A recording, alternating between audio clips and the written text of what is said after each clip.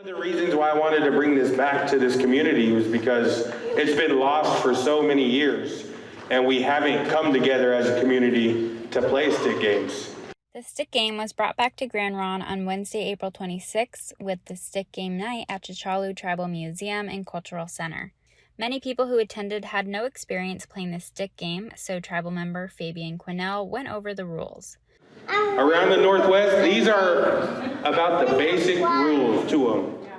In a simplified version, the game requires 4 bone pieces, 11 sticks, noise instruments like drums and rattles, and usually 5 or more participants split into 2 teams. The bones are split into 2 pairs with 1 marked and 1 unmarked bone, which are always kept together.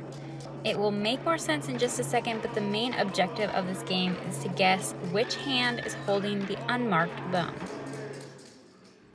The sticks are separated into 2 color-coded groups of 5 and 1 individual stick called the kick stick.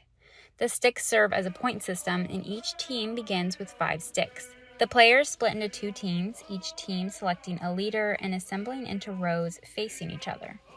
To start, the leader of each team holds out a marked and unmarked set of bones. They take turns attempting to guess if the unmarked bone is in the opposing leader's left or right hand, and the first leader to guess correctly receives the kick stick. The leader who guessed correctly will bring back to their row the 2 bones, their 5 sticks, plus the kick stick, which can't be used until the end of the game. For now, the game has just begun. The leader will give 2 players on his team each a pair of bones to mix up and hide. They're now called the hiders, while the other team will become the guessers. The leaders from the guessing team use hand signals to guess which hand the unmarked bone is hidden in. This way, that way, right down the middle, and outside. To guess if the unmarked bone is in the right hand, he'll use his index finger and point to the left. To guess if the unmarked bone is in the hider's left hand, he'll use his index finger to point to the right. But if he thinks the unmarked bones are in the inside hand of the hiders, meaning the unmarked bone is on the left and right hand closest to each other, he will make a vertical slicing motion to indicate right down the middle of the hiders.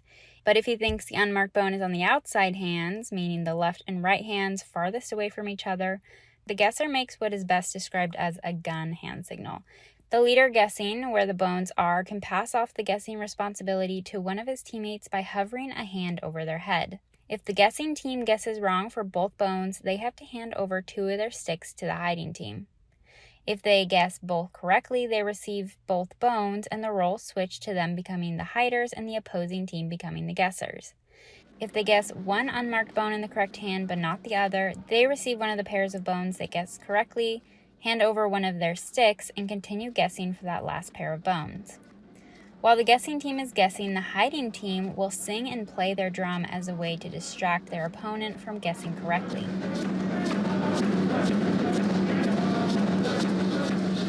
The guessing and hiding continues back and forth until one team holds all 11 sticks, including the kick stick, which can be used as a final stick if all other sticks have been lost by that team.